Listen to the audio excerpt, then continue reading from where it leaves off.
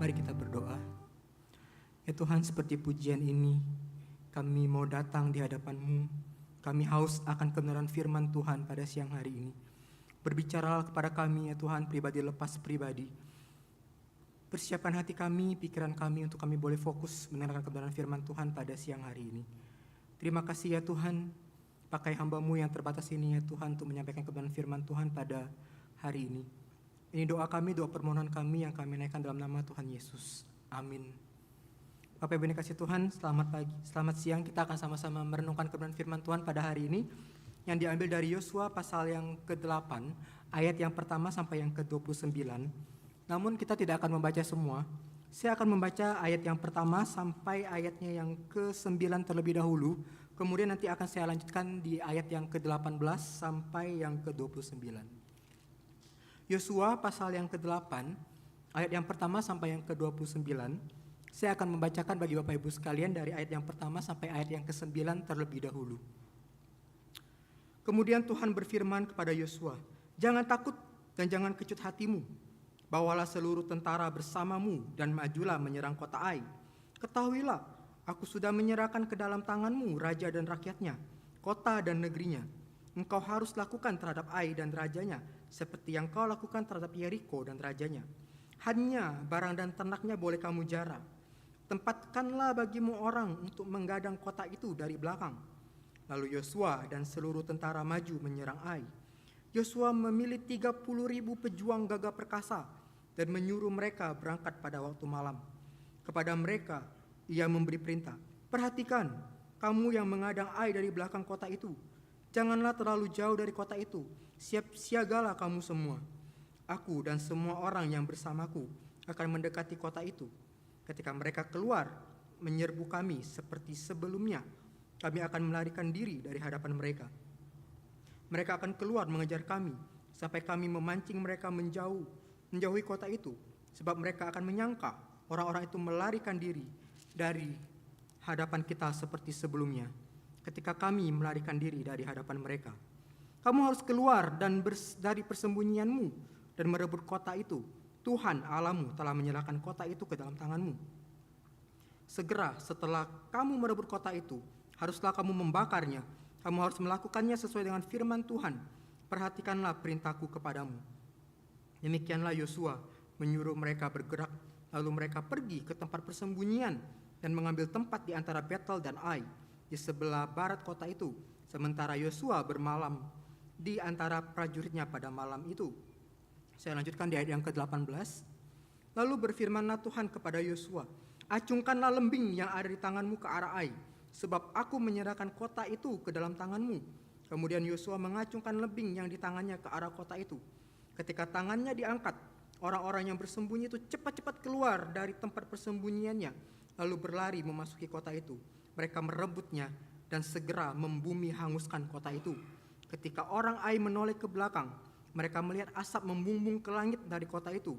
Mereka tidak dapat lagi melarikan diri kemanapun. Pasukan yang tadinya melarikan diri ke padang gurun berbalik melawan pengejar-pengejarnya. Ketika Yosua dan seluruh Israel melihat bahwa orang-orang yang tadinya bersembunyi telah merebut kota itu dan asap membumbung dari kota itu, mereka berbalik dan menewaskan orang Ai.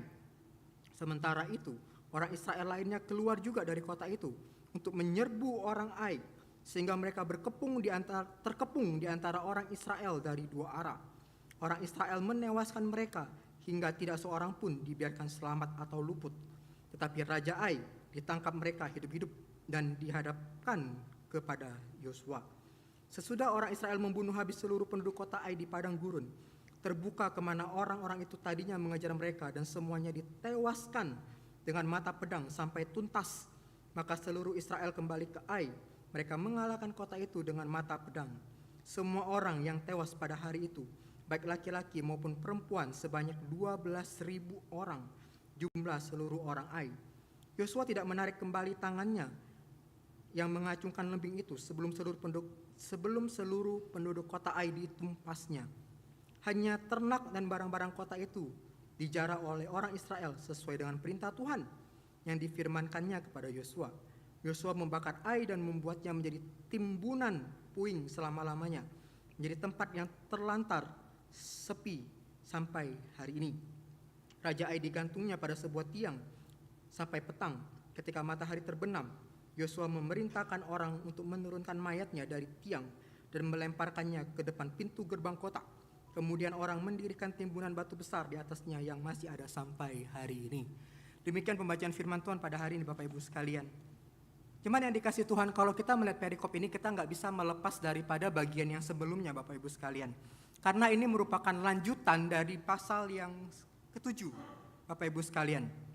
Dimana kalau kita nanti baca di pasal yang ke-7 kita bisa melihat bagaimana dosa seorang Akan kemudian membuat Tuhan murka dan Tuhan menghukum Akan dan bangsa Israel. Dan kemudian membuat bangsa Israel itu kemudian kalah dari Ai. Bapak Ibu yang dikasih Tuhan, dalam pasal yang ke-7 ayat yang ke-5 kita bisa melihat bahwa orang Ai itu pada awalnya ketika mereka menang melawan Israel itu mereka menewaskan kira-kira 36 orang dari bangsa Israel. Jadi Bapak Ibu sekalian ada seorang teolog yang bernama David Howard. Beliau mencoba memberikan perhatian khusus antara narasi Rahab dengan narasi Akan di pasal 7. Kisah Rahab yang dicatat di Yosua pasal yang kedua Bapak Ibu sekalian ya. Jadi terdapat satu perbandingan atau suatu ironi antara kisah Rahab dengan kisah Akan dalam bagian ini. Mungkin bagi sebagian kita tahu siapa Rahab. Rahab adalah orang Kanaan. Namun dia percaya kepada Allah Israel dan bertindak dengan setia.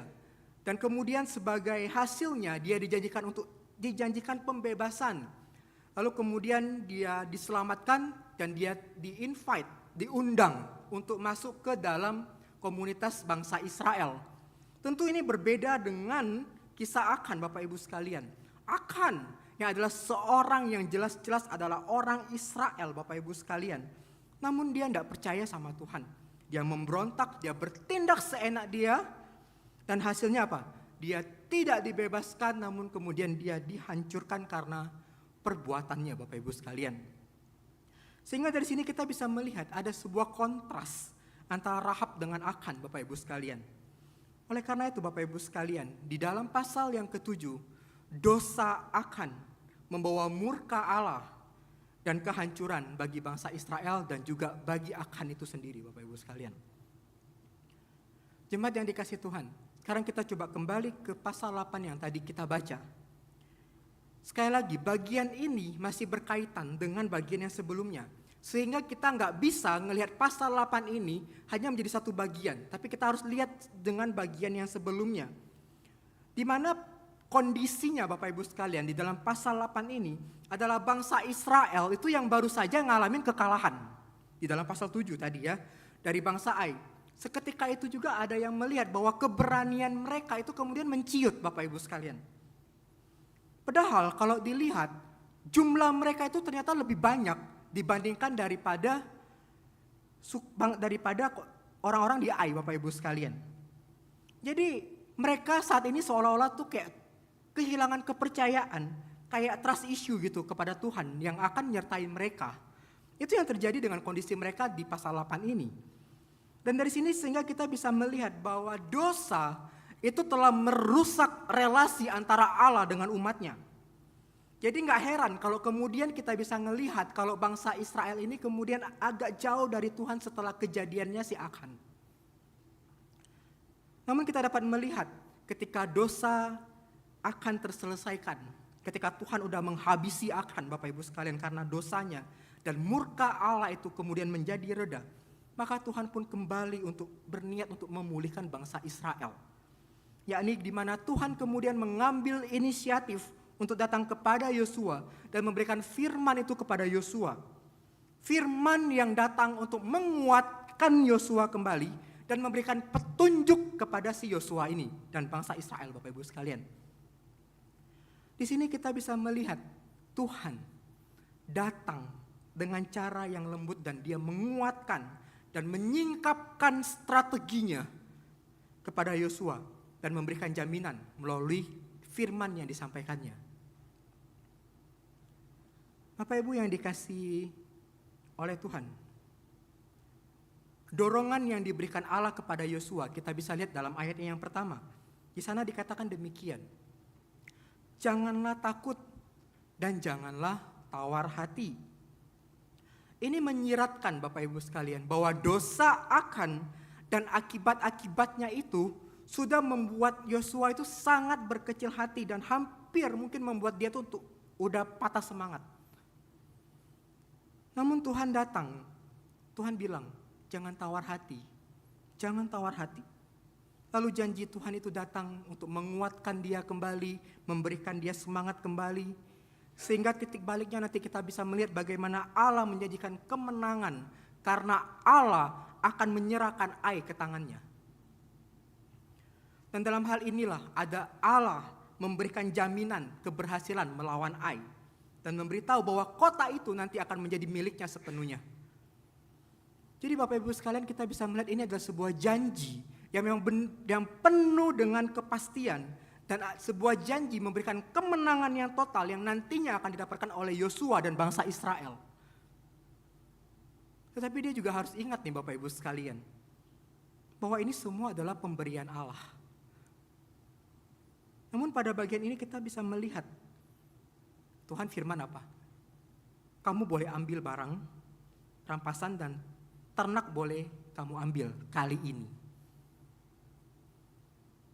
Jemaat yang dikasihi Tuhan, walaupun Tuhan telah berfirman bahwa Allah akan menyerahkan kota Ai, namun kita ngelihat apa respon Yosua. Yosua tidak tinggal diam. Dia nggak pernah berpikir demikian. Ya udah, kan Tuhan udah ngomong nih ke gua nih, ke saya, kalau Tuhan akan nyerahin bangsa Israel, bangsa Ai ke kita. Ya udah, gue diem aja. Aku nggak perlu ngapain-ngapain. Tapi dia nggak punya pemikiran seperti itu. Justru dalam hal ini kita bisa melihat Yosua justru nggak pasif, dia nggak tinggal diam, tapi dia mencoba untuk mempersiapkan segala sesuatunya dengan baik. Di mana kita bisa melihat dia mempersiapkan 30.000 pasukan yang gagah perkasa. Jadi di sini kita melihat bahwa Yosua itu juga memanfaatkan sumber daya yang ada pada dia waktu itu. Tidak hanya itu Bapak Ibu sekalian. Kalau diperhatikan dalam bagian ini, setiap pembaca kitab ini juga diberikan petunjuk detail di mana nantinya Yosua ini akan membagi pasukannya itu menjadi 2 bagian. Yang pertama, di malam hari, yaitu pasukan yang bersembunyi di belakang kota. Dan yang kedua adalah pasukan yang nantinya Bapak Ibu sekalian itu akan pura-pura kalah dan kemudian mereka melarikan diri. Nanti kita akan lihat lebih detail Bapak Ibu sekalian. Karena kita ngelihat, lagi-lagi kita harus flashback lagi ke pasal yang ke-7. Bahwa sebelumnya Ai udah menang. Dengan posisi kemenangan itu tentu mereka makin percaya diri dong. Mereka sangat percaya diri. Dan mereka pasti akan terus mengejar bangsa Israel yang melarikan diri itu.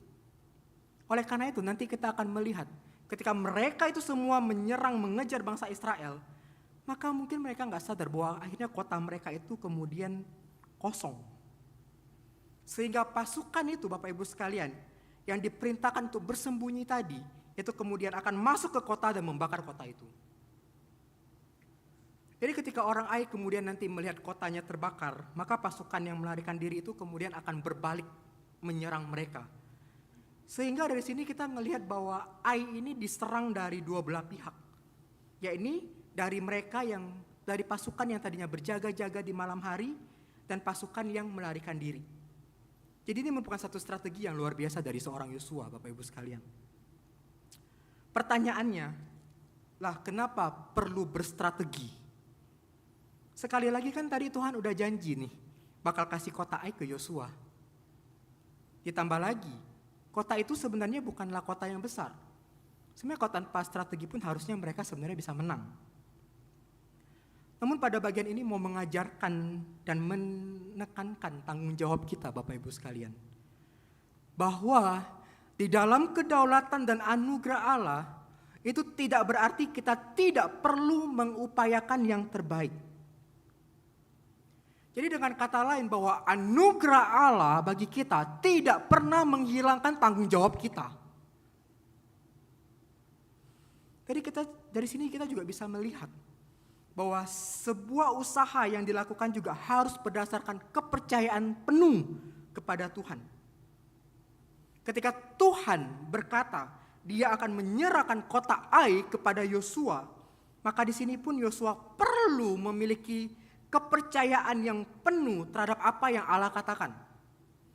Oleh karena itu, untuk menguatkan hati yang luluh karena kejadian sebelumnya, yaitu adalah melangkah maju dalam iman. Tidak meratapi masa lalu, melainkan kembali untuk melihat janji-janji Tuhan dan mengerahkan segenap upaya untuk mentaati perintah Tuhan. Inilah yang dilakukan oleh Yosua. Bapak Ibu sekalian, kita kembali lagi ke jumlah pasukan tadi Bapak Ibu sekalian ya. Pertama tadi kan saya sudah bilang bahwa Yosua itu mempersiapkan 30.000 pejuang. Kita bisa lihat di ayat yang ketiga tadi. Lalu kemudian Yosua pilih lagi nih 5.000 orang untuk bersembunyi di antara Betel dan Ai di ayat yang ke-12. Lalu mengapa Yosua harus mempersiapkan dua pasukan dalam jumlah yang berbeda ini? Kenapa enggak sekalian aja udah serang aja udah. Tapi dia mempersiapkan ini dengan baik. John Calvin dalam komentarnya dia melihat bahwa ia menduga bahwa 30.000 orang ini dibawa keluar nanti itu untuk pertempuran terbuka. Dan 5.000 orang itu nanti secara khusus itu disisihkan nanti pada saat untuk penyergapan. Nanti maka kita akan melihat bahwa sebagian besar tentara ini ditempatkan di sebelah utara Ai. Tetapi enggak jauh sehingga mereka dapat bersiap nanti untuk menyerbu kota Ai. Kita bisa lihat di dalam ayat yang ke-11.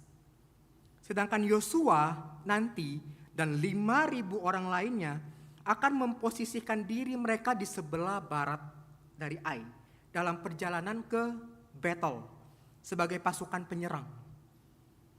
Nah Bapak Ibu yang dikasihi Tuhan, dalam catatan ayat yang ke-15 kita bisa melihat nanti bagaimana Yosua itu kemudian pura-pura kalah dan melarikan diri ke padang gurun.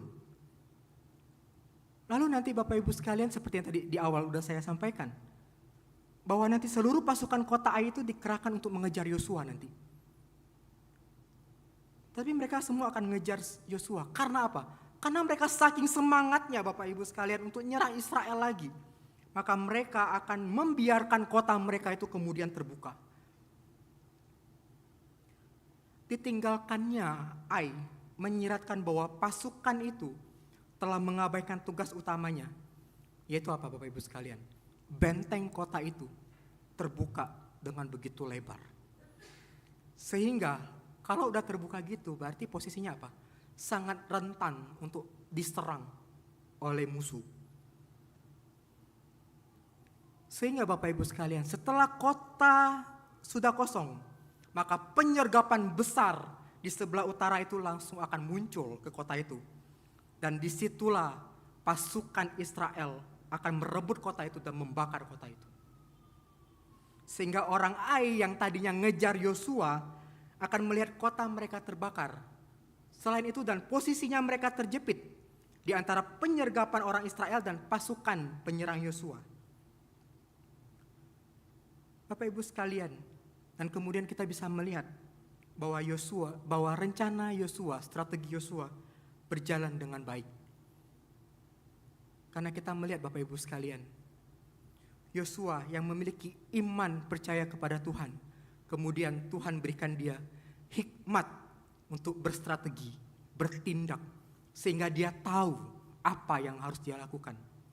Dan Tuhan memimpin itu. Dan Tuhan yang adalah panglima perangnya memberikan Ai kepada Israel dan kepada Yosua. Bapak Ibu yang dikasihi oleh Tuhan. Dalam pertempuran kali ini kita bisa melihat ada 4 peristiwa yang terjadi sebenarnya. Kalau kita mau rangkum gitu ya. Jadi yang pertama kita akan melihat Bapak Ibu sekalian, bahwa penyergapan yang dilakukan itu kemudian menghancurkan Ai dan kemudian menyerang pasukan Ai itu dengan secara efektif dan menekan mereka dari timur dan barat.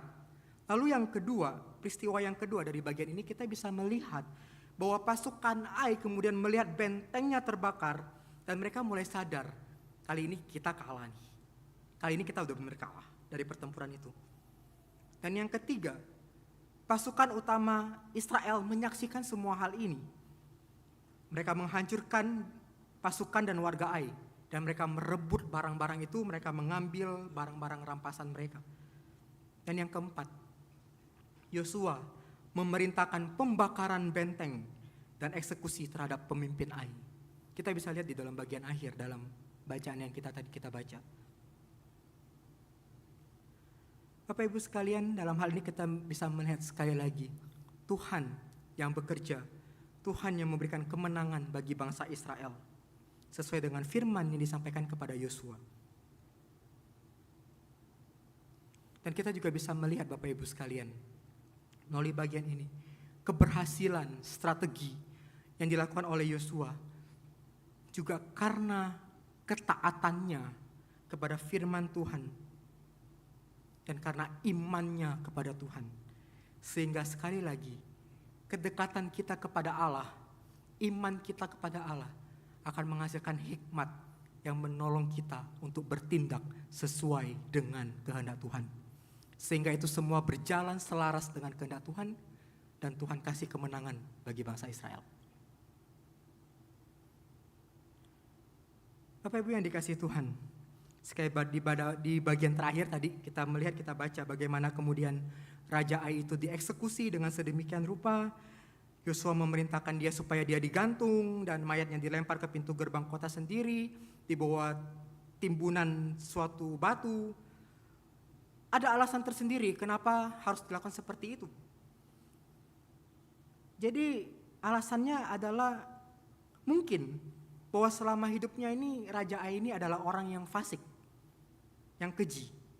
Dan yang paling parah lagi, ada yang melihat bahwa dia penghujat Allah Israel.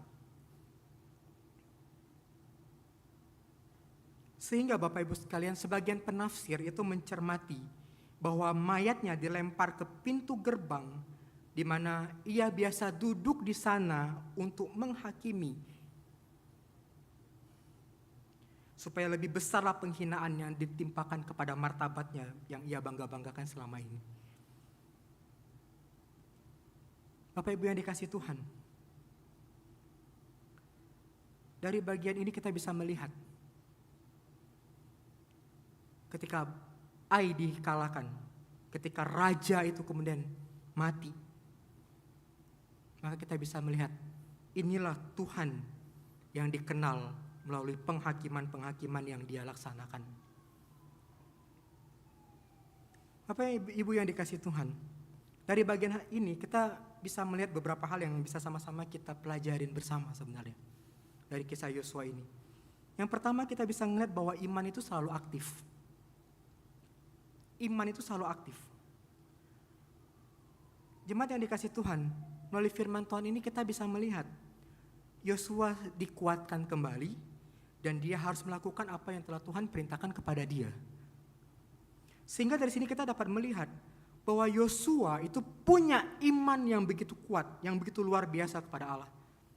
Dan kita bisa melihat bahwa keberhasilan Yosua disebabkan oleh imannya kepada Tuhan dan ketaatannya kepada Tuhan.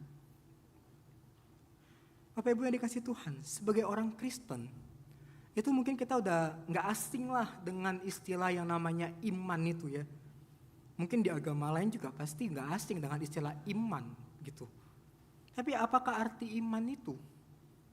Di tengah konteks kita hidup saat ini, di tengah konteks budaya kita saat ini, iman seringkali disalahartikan. Yaitu orang mungkin ada yang melihat bahwa iman adalah suatu kepercayaan yang membabi buta atau percaya kepada sesuatu yang gak masuk akal.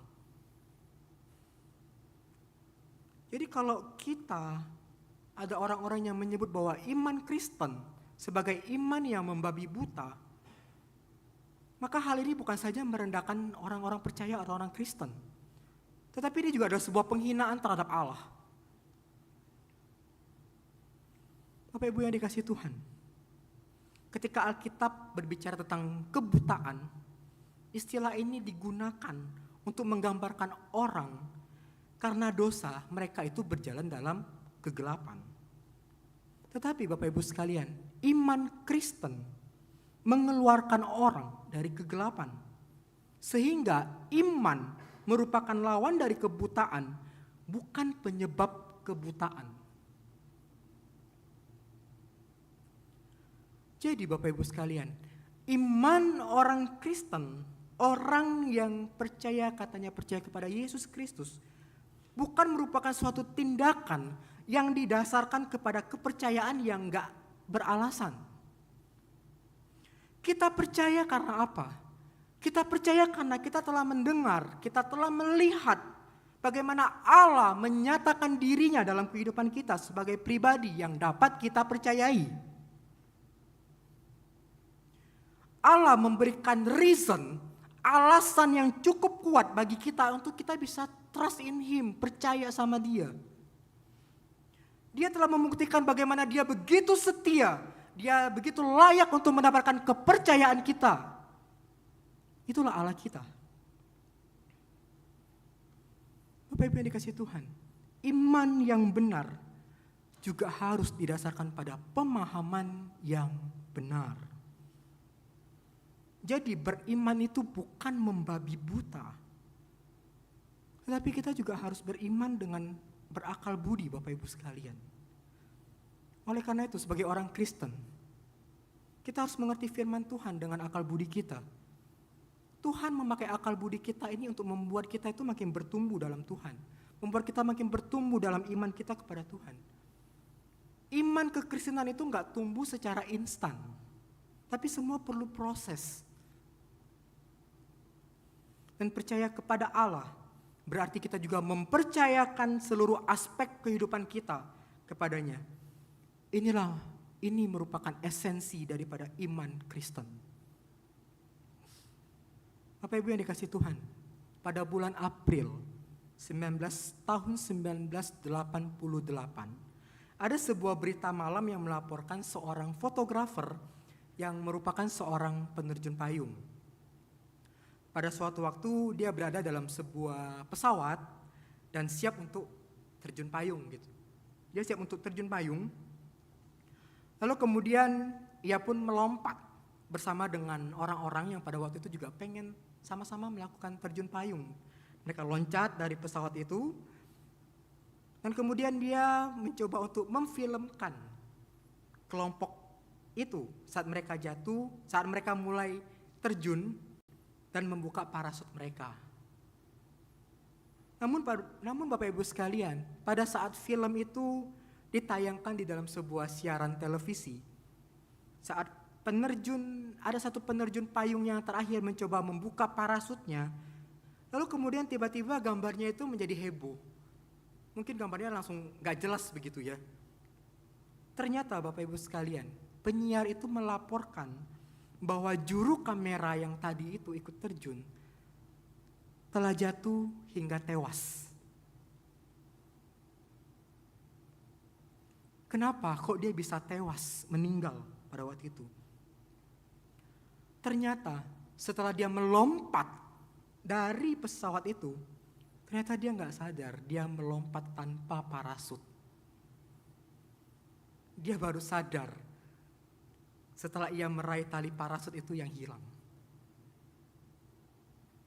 Ia menyadari bahwa ia terjun bebas tanpa parasut. Bapak Ibu yang dikasihi Tuhan, ia bertindak dengan begitu tergesa-gesa, tanpa berpikir. Dan akhirnya apa? Menyebabkan kematian bagi dirinya. Akibatnya tidak ada seorang pun yang dapat menyelamatkannya, Bapak Ibu sekalian. Karena apa? Karena dalam tanda petik imannya pada parasut yang tidak pernah tertekuk.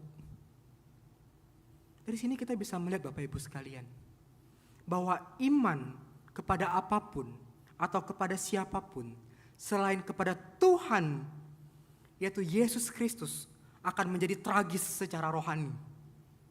Hanya dengan iman kita kepada Kristuslah yang akan berani memberikan kita langkah dan hidup dalam kegembiraan dan sukacita, walaupun hidup kita penuh dengan tantangan dan penuh dengan pergumulan. Bapak Ibu yang dikasihi Tuhan, iman adalah sarana dari Tuhan bagi setiap kita. iman adalah pemberian Tuhan, sehingga kita bisa percaya kepadanya. Jadi iman yang aktif adalah sebuah iman yang gak hanya percaya, tetapi juga ditunjukkan dengan tindakan atau perbuatan yang sesuai dengan apa yang kita imani. Oleh karena itu, dari iman yang aktif ini akan menghasilkan tindakan yang sesuai dengan pemahaman yang tepat. Sehingga Bapak Ibu yang dikasihi Tuhan, yang kedua kita bisa melihat bahwa dengan iman kita akan diberikan hikmat daripada Tuhan untuk menghasilkan sesuatu tindakan yang sesuai dengan kehendak Tuhan. Kita melihat dalam kisah Yosua tadi, kita kembali ke kisah Yosua tadi. Tindakan Yosua dilakukan sesuai dengan pemahamannya yang tepat karena imannya kepada Tuhan dan ketaatannya kepada firman Tuhan. Sehingga dari iman yang benar akan menghasilkan hikmat dari Tuhan yang akan menolong kita untuk bertindak dan melakukan segala sesuatu dengan tepat. Dalam Yakobus, Bapak Ibu sekalian, kita menemukan bagaimana iman itu dikaitkan dengan tindakan atau perbuatan. Banyak orang pada masa sekarang ini berasumsi dengan berusaha hidup baik dan telah melakukan segala sesuatu dengan baik, seolah-olah seakan-akan mereka merasa cukup untuk membawa mereka masuk ke sorga dengan tindakan dan perbuatan mereka. Orang-orang seperti ini bersandar pada perbuatan-perbuatan baik mereka untuk mencoba memuaskan tuntutan keadilan Allah. Hal itu tentu merupakan satu pengharapan yang sia-sia. Karena apa? Karena hukum Allah menuntut kesempurnaan. Dan tidak ada satu orang pun manusia itu yang sempurna. Maka kita sebenarnya tidak memiliki kebaikan yang cukup untuk bisa masuk ke dalam surga. Dalam pengajaran Reform, Bapak Ibu sekalian, selalu menekankan bahwa kita dibenarkan berdasarkan iman saja. Ini betul, tetapi bukan hanya dengan iman itu sendiri. Pembenaran yang sejati selalu menghasilkan perbuatan-perbuatan baik dalam proses pengudusan. Pada waktu Yakobus menyatakan bahwa iman tanpa perbuatan adalah mati, dia menyatakan bahwa iman yang demikian itu tidak membenarkan seorang pun. Karena iman yang demikian gak hidup. Iman yang hidup menghasilkan perbuatan-perbuatan yang baik. Tetapi perbuatan-perbuatan baik itu bukanlah dasar dari pembenaran. Hanya usaha yang telah dicapai oleh Yesus Kristus yang dapat membenarkan orang berdosa. Jadi perbuatan baik kita itu keluar karena kita itu sudah diselamatkan dan dibenarkan di dalam Kristus. Sehingga iman yang sejati akan menghasilkan satu perbuatan-perbuatan yang mencerminkan iman percaya kita kepada pribadi tersebut. Inilah yang membedakan iman kita dengan iman orang lain. Iman dan perbuatan baik harus dibedakan tetapi tidak dipisahkan. Karena iman yang sejati akan selalu menghasilkan perbuatan-perbuatan ketaatan. Dengan demikian setiap kita tidak akan selalu sehingga setiap tindakan kita itu akan selaras atau sejalan dengan kehendak Tuhan. Dan kita hidup gak seenak dirinya kita sendiri.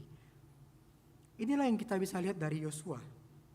Karena dia percaya kepada Tuhan, sehingga dari kepercayaan dan pengalamannya bersama dengan Tuhan, maka perbuatan tindakan yang dilakukan sesuai dengan pengertian dan pemahamannya yang benar. Sehingga Yosua tidak bertindak dengan gegabah.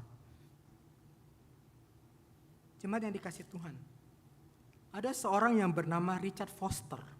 Dalam bukunya yang berjudul Stream of Living Waters. Dalam buku ini dia melihat bagaimana orang-orang Kristen yang percaya kepada Kristus itu mendemonstrasikan iman mereka. Dalam buku itu terdapat ada 4 tradisi yang dicatat di dalam bukunya. Dari keempat tersebut, ada satu tradisi yang disebutkan yaitu the social justice tradition. Jadi mereka yang tergabung dalam kelompok ini, mereka adalah orang-orang yang mencoba itu memanifestasikan iman mereka, kehidupan rohani mereka yang sudah dimenangkan oleh Kristus dalam wujud kepedulian terhadap sesama, terhadap mereka yang seperti orang-orang yang tersisihkan, mereka yang sakit, mereka yang menderita, mereka yang diperlakukan dengan tidak adil dan lain sebagainya. Jadi mereka memanifestasikan iman mereka melayani orang-orang seperti ini. Jadi Bapak Ibu yang dikasihi Tuhan, salah satu orang dari tokoh ini adalah Toyohiko Kagawa. Dia adalah seorang Jepang gitu ya. Beliau adalah seorang Kristen yang berasal dari Jepang yang memiliki beban atau perhatian besar terhadap orang-orang miskin. Sehingga pada tahun 1909 Kagawa memutuskan untuk tinggal bersama dengan orang-orang miskin di sebuah daerah yang bernama Shinkawa. Kagawa tinggal di sebuah gubuk dengan ukuran 2 kali 2 meter. Jadi dia kemudian menampung 4 orang miskin yang kemudian tinggal bersama dia, lalu dia membiayai kehidupan mereka, memberikan mereka beasiswa, membiayai hidup mereka dengan beasiswa yang dia dapat dari studinya.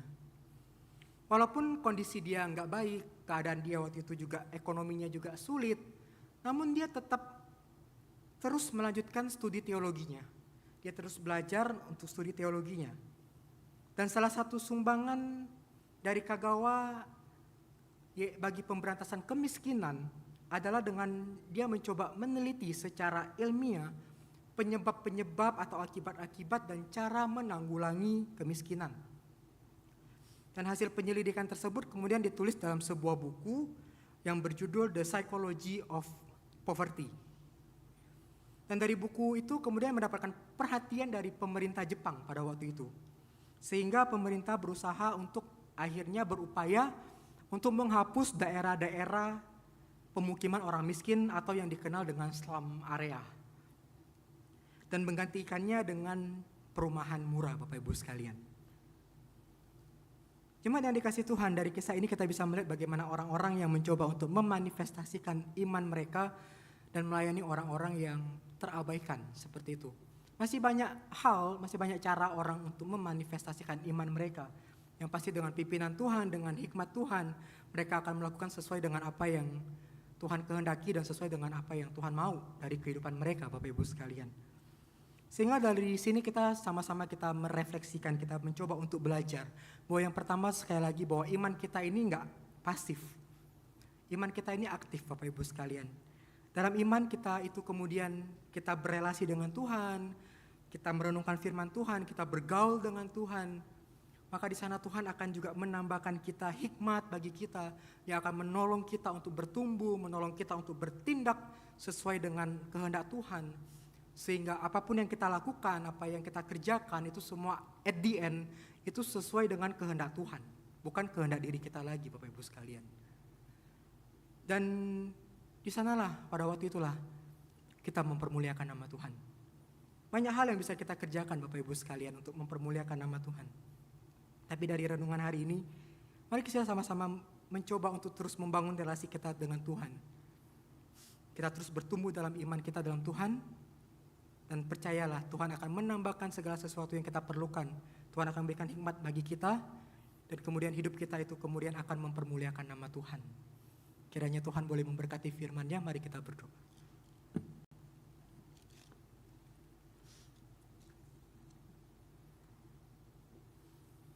Bapa kami dalam surga, kami bersyukur, kami berterima kasih berkesempatan hari ini. Tuhan, kami telah merenungkan firman Tuhan. Kiranya firman ini boleh menguatkan kami, boleh kembali mengingatkan kami akan hidup kami untuk boleh terus bergaul dengan Tuhan dan memiliki iman yang boleh terus bersandar kepada Tuhan. Ketika kami makin mengenal Tuhan, kami makin mencintai Tuhan, makin mengasihi Tuhan, maka di sanalah Tuhan pun akan menolong kami, memberikan kami hikmat untuk bertindak dalam kehidupan kami sesuai dengan kebenaran firman Tuhan. Dan pada saat itulah apa yang kami lakukan sesuai atau selaras dengan kehendak-Mu. Terima kasih Tuhan, Tuhan tolong kami, Tuhan boleh menyertai setiap kami dan Roh Kudus yang boleh memampukan kami untuk menjalankan kebenaran firman Tuhan. Ini doa kami yang kami naikkan dalam nama Tuhan Yesus. Amin.